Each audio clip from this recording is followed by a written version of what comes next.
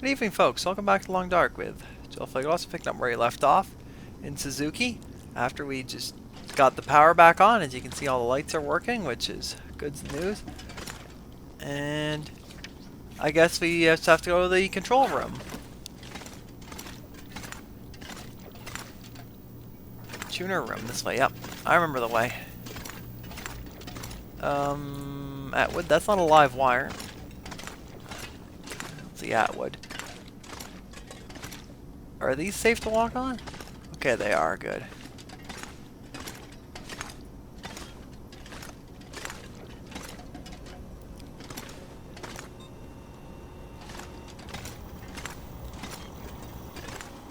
There goes my heat pack. Well, I don't need it anymore. No, what I say in here? Not the warmest. Okay, let's see what's going on here. You did it, Mackenzie! Damn yes, right. good work, young man. It was no trouble. Now, do you have everything you need? I think so. I still have a job for you. Okay. Please, accompany Jace up to... I can handle that alone, Dr. Atwood. He's already done enough. Accompany Jace to... With tonight's Aurora, we have a chance to pull the data now that the systems are nearly back online. But I'm not sure Jace can handle the next part alone. I don't need any help. We need to get the data from the buffers back into the mainframe and then to the scope's relays for processing. But for that to work, we need the benefit of the program. Okay. program? Just a little something I put together during my graduate thesis.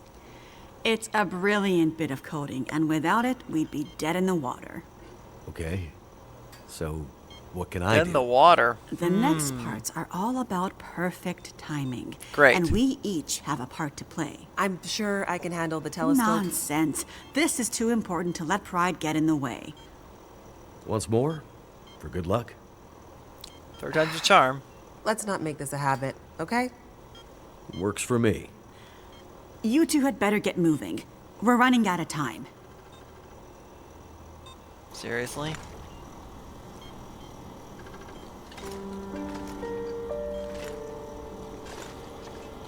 Oh.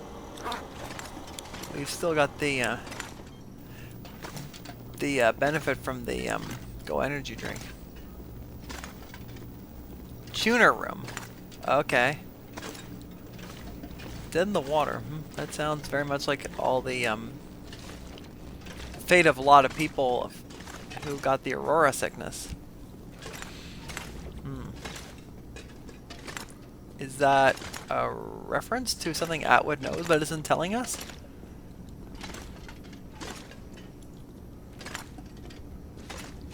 Could they have built a more confusing space?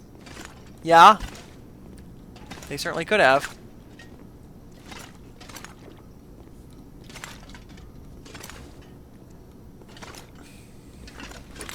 Make coffee. I only got coffee. I can wake up with that if I need to.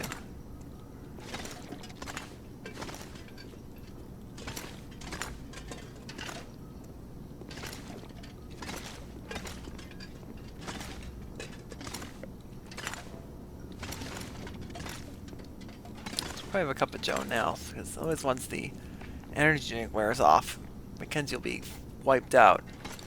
There, that'll help a little. This place is old, but it has good bones.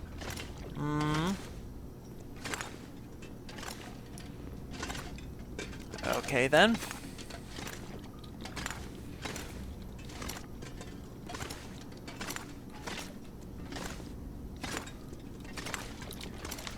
Fatigue reduced. Okay, well, looks like we didn't get hammered by the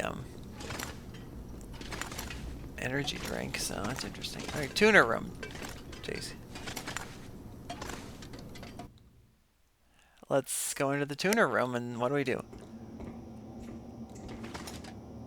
Let me quickly save. Let's follow Jace. Feels like the whole facility is slowly waking up. That Aurora is a real mystery. It's almost like magic, really. Interesting.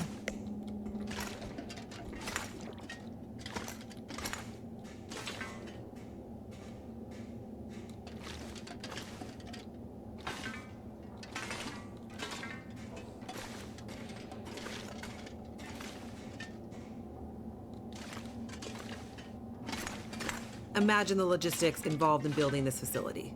Staggering.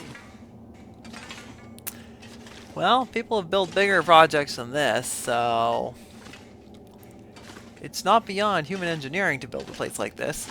That's for sure.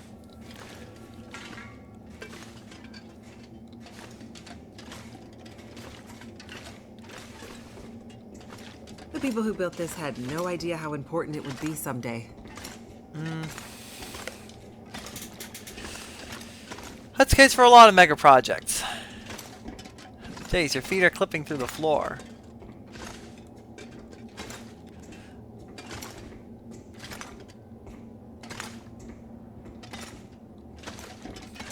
Okay. So we're underneath the telescope. Let me just save the game again. Well, there she is. The Suzuki Radio Telescope. Isn't she beautiful? Lit up by the aurora, no less. I've never seen it so bright. It's massive. Let's hope we're not Yeah. too late. We are not too late.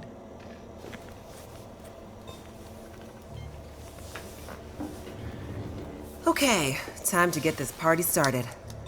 There's a fair bit of interference. Keyboard is glitching a bit. Can't be helped, we're way past long shots at this point. Loading the program. Now. Are you in place? I'm seeing some spikes on the sensors at the peak. Yes. Shouldn't be long now. What do you need me to do? Okay, this is the tricky part. I'm gonna have to run the program and update the code in real time to modulate for the aberrant magnetic field and... Jace. So I'll be busy focusing on that. Meanwhile, once the telescope grabs a signal, we'll need to follow the source. The new data will help flush the buffers, and the data in the buffers will get pushed to Dr. Atwood's workstation for processing. It's an archaic system, but best I could do with 30-year-old technology. I'm still not clear on what you need me to do. You're a pilot, right? Yep. Know how to I adjust your was. heading to follow a radar beacon? Yeah, I have a pretty good idea. Same principle. Grab the big metal wheels at the base of each leg of the telescope sensor assembly. You'll see a bunch of numbers around the edge. When my program outputs specific bearings, I'll shout them to you. And then you have to find a way to match those bearings as quickly as you can. Sounds easy enough. The timing has to be perfect. Got it. Like, exactly perfect. I hear you loud and clear. 10-4. Did you say you got here after crashing your plane? Don't start. Get ready. I'm seeing some power spikes. Something big. Okay. It's happening.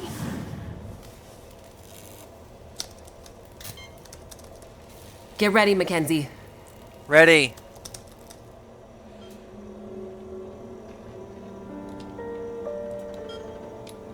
Those telescopes of Jace can download the data. Where do we need to go?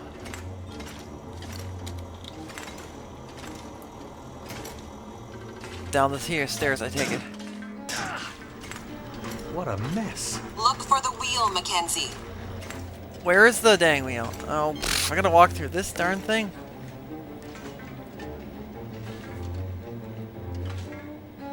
Hey, you didn't tell me I would have to climb through a ventilation duct. This is like being in Blackrock all over again.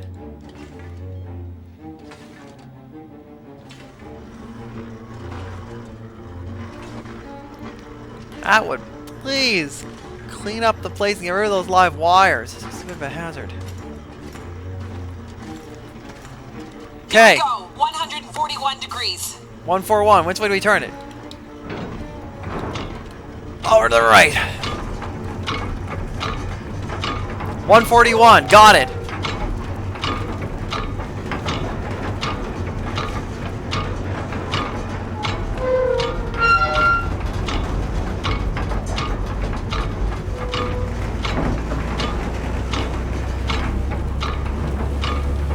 Oh, back up a bit.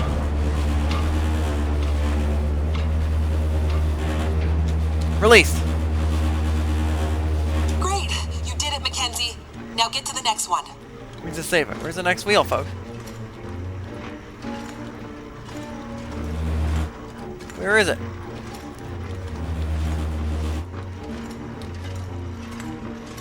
Don't step on the live wires.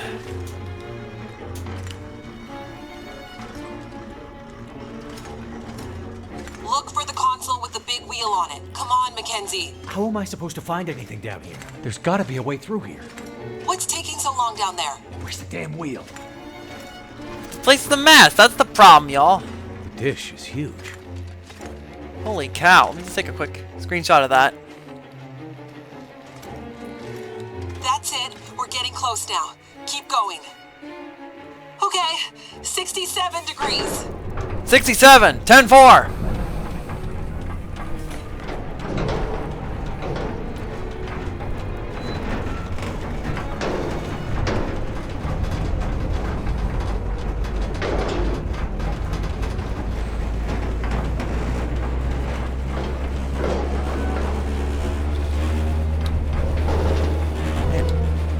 Good. Jace? Everything okay over there? Don't worry. Keep going. Last bearing incoming. Come on, you sweet, sweet program. Don't let me down. We grab some coffee to stay awake, so Will doesn't fall asleep. 12 minutes, that's plenty of time for this project.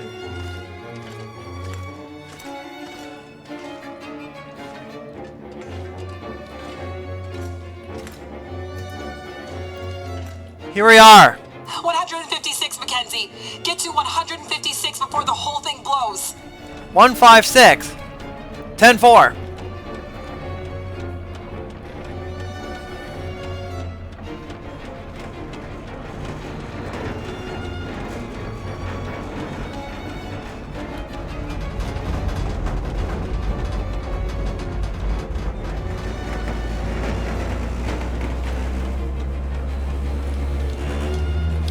Back it up one. She's just vibrating. Now, Mackenzie.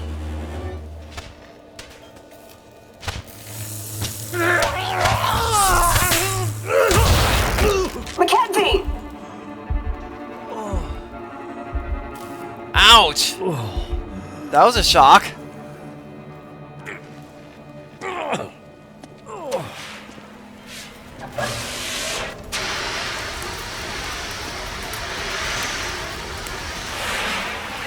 He had a fire extinguisher in hand. She did the most any program can hope to do. Her job. Now let's hope Dr. Atwood got what she needed. Because this gear is toast. I can tell that. You don't say pointing a gigantic telescope in Aurora wouldn't be a bad idea. It's coming now. All the data just flooding out of the buffers. It worked. God damn it, it worked. Oh, thank goodness. I'd hate to have to restart my PhD. You did brilliant work, my girl. Absolutely brilliant.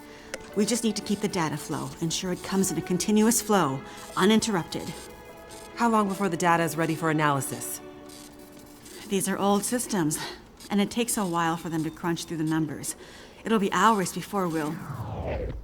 Oh dear. Well, shit. What the hell just happened? It's not the power this time. Geothermal plant's still showing up green on the board. Some kind of overload, or emergency shutdown. What now? Now we do this the old-fashioned way. We start combing through the numbers. I'll get us some light.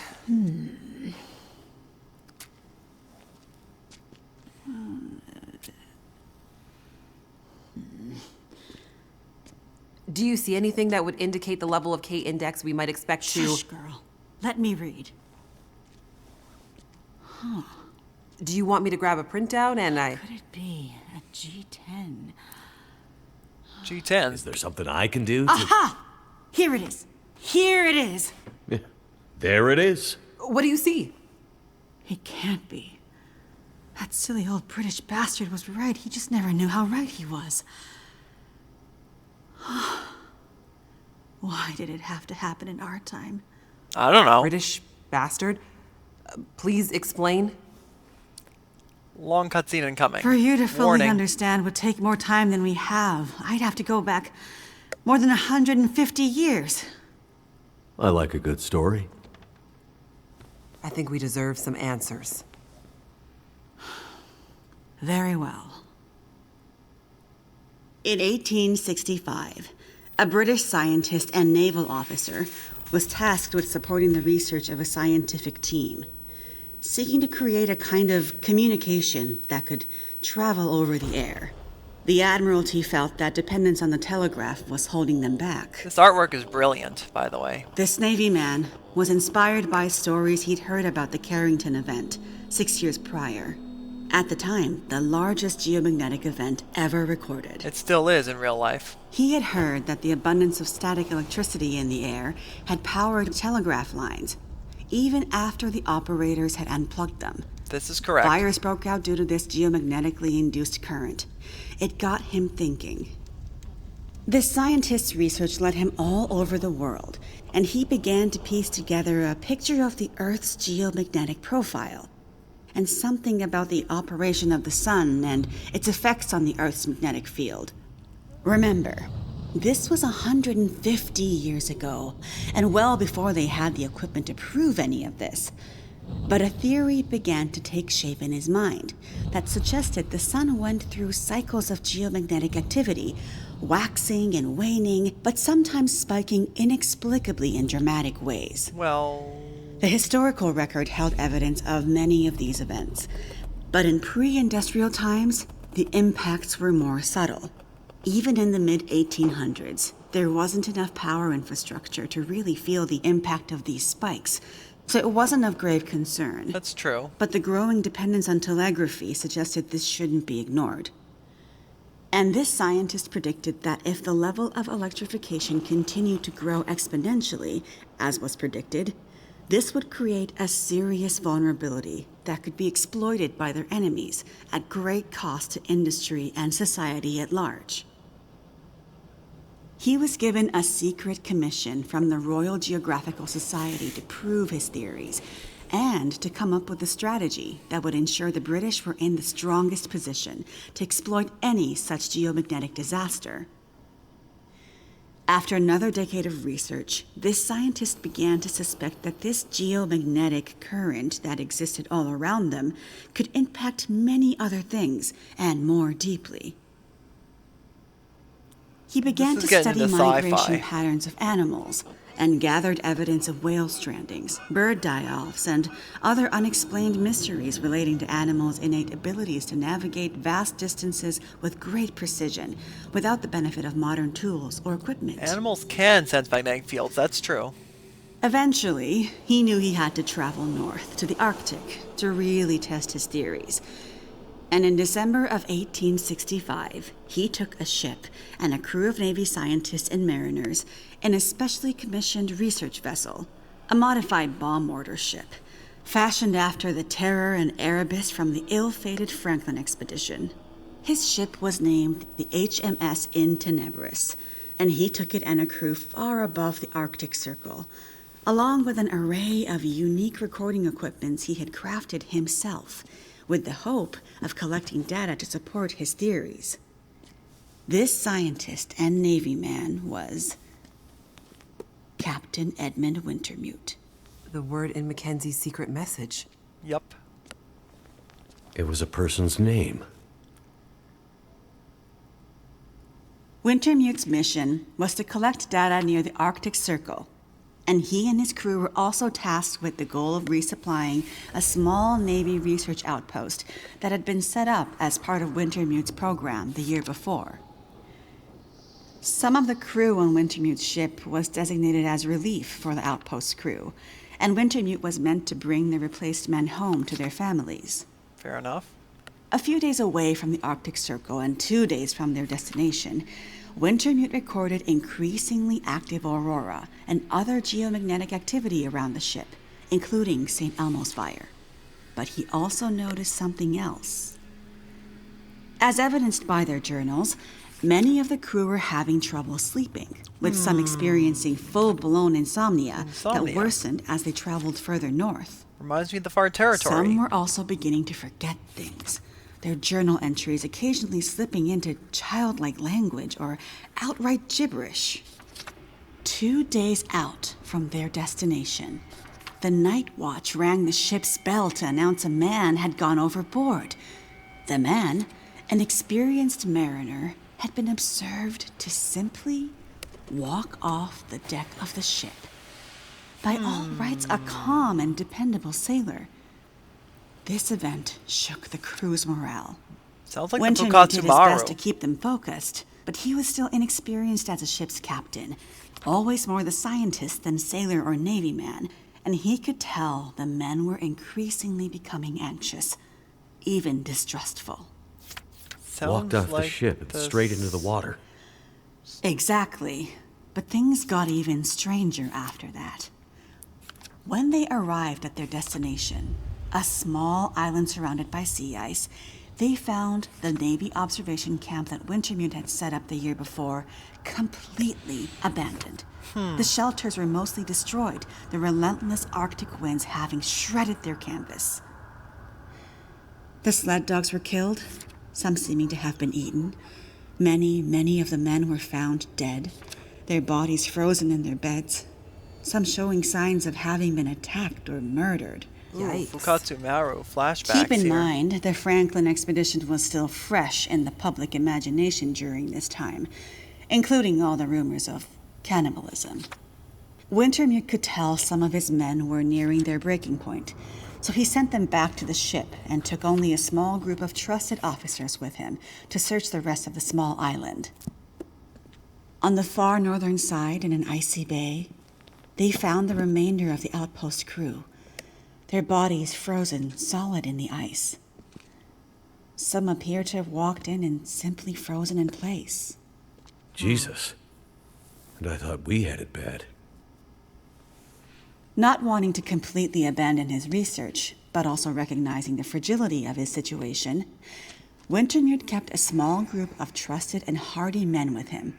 His He artwork is so offloaded cool. sufficient provisions and equipment for them to survive up to 6 months, and sent the crew and the Intenebris back to London, with the request that they send a rescue ship to pick them up. That's dedication. But what does it have to do with our data? I'm getting there. Months later, the relief ship returned to find only Wintermute remained. He had left books of scrawled notes, data he had gathered using his novel devices, sketches and observances of the men he had kept with him, and a detailed diary outlining their slow but progressive decline into a kind of fugue and madness. Wintermute was accused of murdering the men, brought back in shackles, and once back in England, summarily court-martialed and committed to a sanatorium. His equipment, journals, and the data therein were hidden by the Admiralty, and the Royal Geographical Society renounced Wintermute's membership and denounced his research, claiming he had gone rogue. His work disappeared for over a century, until I dug it up. Why haven't we ever heard this story before? Exactly the question you should be asking. I had encountered odd and inexplicable references to his research, but always leading to dead ends. I finally managed to get my hands, through no small feat of my own canny research and a dogged determination, I might add, on a few of his earlier papers. It wasn't easy, believe me. Nothing is ever A so woman, easy. let alone a woman who isn't white, had to work 10 times harder to get access to this material, but I managed to do it. I spent the next 20 years piecing it together, tracing the fingerprints of Wintermute's theory, collecting his data, analyzing, and then adding to his research with research of my own using increasingly modern equipment. And the more I dug, the more data I collected, the more worried I became. Because not only had Wintermute's original fear come to pass, that the world had become dependent on the electrical grid, a technology that would easily be taken offline should any Carrington-level geomagnetic event occur, but even worse, that the Carrington event of 1859 was like a tiny spark compared to the massive, overwhelming storm that might come in the future. That is true. I started to talk to others about this, but of course, people thought I was crazy. They ignored me at first, then started to denounce me, and then ostracize me. Until I eventually found myself so far on the fringes of accepted science that I was entirely isolated, with nobody to trust, nobody who would believe me. I lost my job, my marriage failed, All my academic credentials were thrown into question. Ah, this explains something about your reputation, Dr. Atwood. Nobody would believe me. Except for John, who you met as Jeremiah, Mr. Mackenzie. He was a young corporal in the Canadian military when I first met him. Handsome, as I recall. It's a long story on top of an already long story, so I won't tell it all here. But the important thing was he was stationed at a radar observation post along the dew line, far north, and started to observe some strange things of his own. He followed the trail, which eventually led him to me. Then when we got together, there were sparks, I tell you. To be believed by someone, it was like a drug. We worked to uncover more data, and he kept his eyes and ears open, using his military connections to gather more information carefully. And he moved up the ranks, but always stayed under the radar, putting his career aspirations aside to ensure he could stay close to the facilities we needed access to. But it was never going to last. At one point, he was caught accessing some classified data shared with our NATO allies, and they thought he was spying for the Russians, so they put him in military prison. And we lost touch. Years later, he actually found me here, at the radio telescope. He was a changed man. His fire was gone.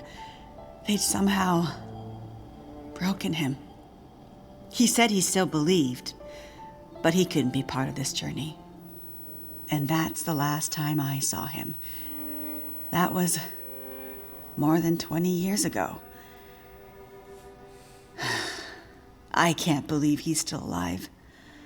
And on Great Bear, no less.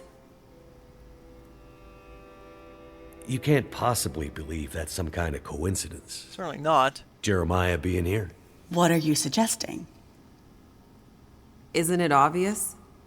He stayed here for you, to be close to you, to keep watch. He's been here ever since, close by, in case you might need him. And as soon as he saw the aurora and what it could do, he knew. He saw the signs. When I met him, he was nearly killed by a bear, and when I left him, he was still not much more than half alive. Otherwise, I'm sure he would have come here himself. But he sent me to warn you. He made me promise. And he knew by then what that promise would mean. He sent you in his place. And it's a good thing he did, because now we have the final piece. This is the answer we've been looking for all these years. Do we finally have it? I think we do, dear. Good. I'm not following. All my research here, and Jace's since she joined me, has been to try to anticipate, to get ahead. Ahead of what? The next big Carrington-level event. The thing Wintermute spent his life also searching for.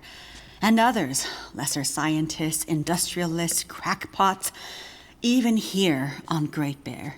The island's unique geologic strata and northern latitude created a perfect test bed for geomagnetic research.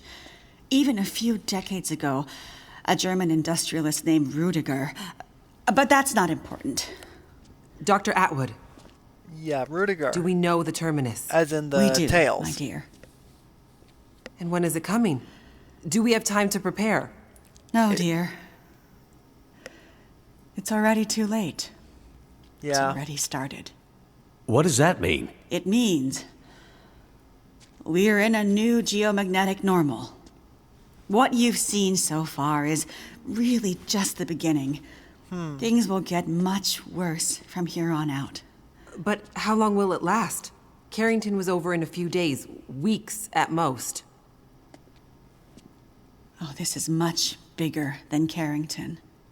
How long, Doctor? I hesitate to say. With the data I have, I can only offer a vague range. 40 to 400. Hours? Days? Years.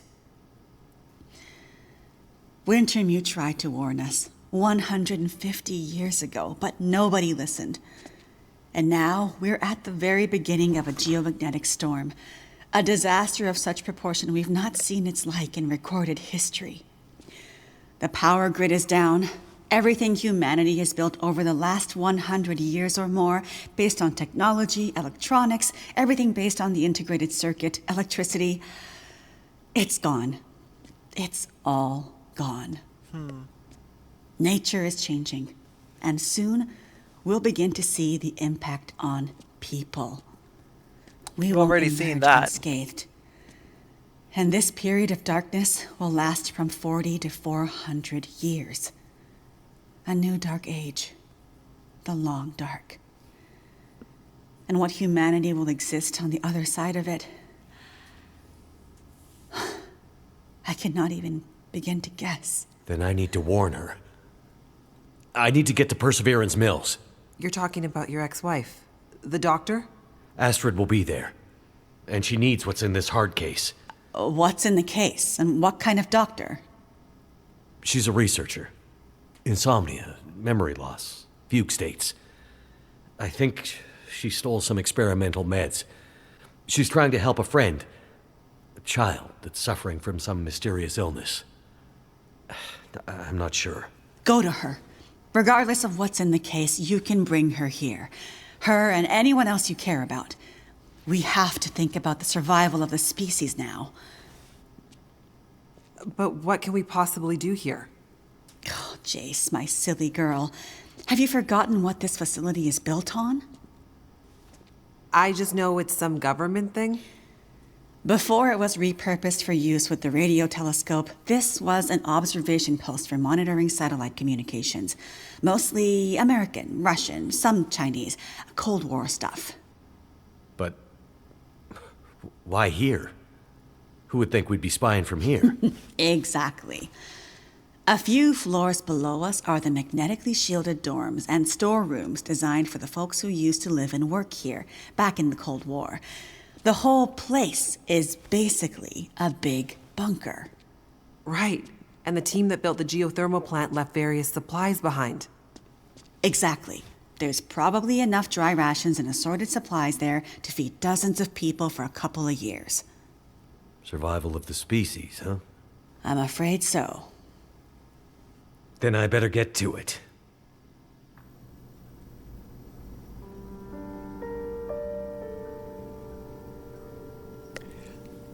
Okay, we get to play here for a few moments. I'm just gonna do a little rundown on the cutscene because remember the reference to Dr. Rudiger? Yeah, that's from Tales of the Far Territory parts 1, 2, 3. I totally recommend playing the Tales if you enjoy survival mode and getting the DLC. And yeah, the symptoms that Wintermute's crew is experiencing sound very similar to what the folks in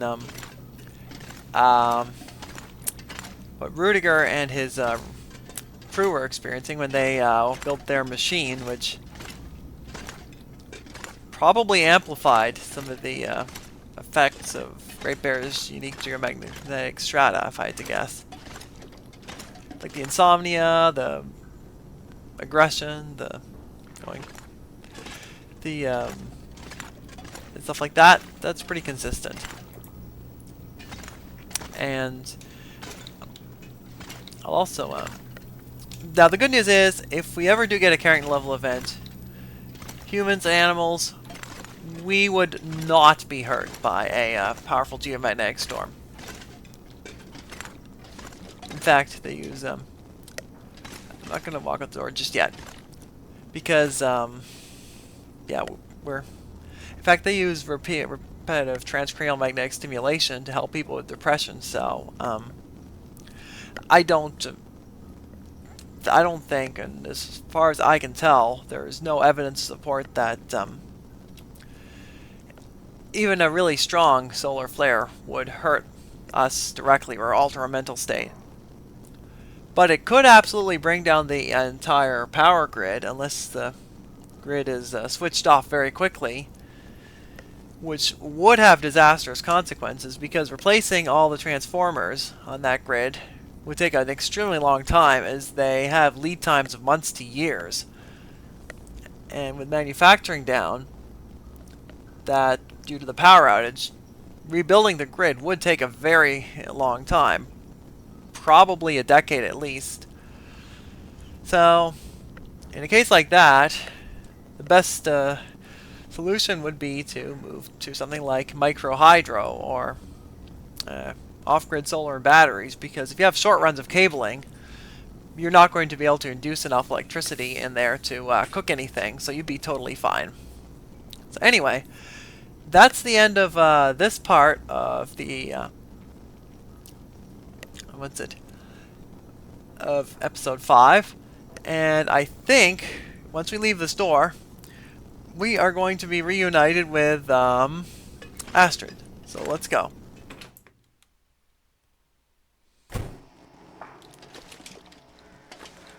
Okay, not quite yet. This way to Perseverance Mills?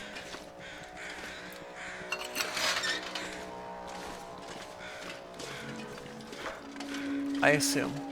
I know we don't walk Will all the way to Perseverance Mills.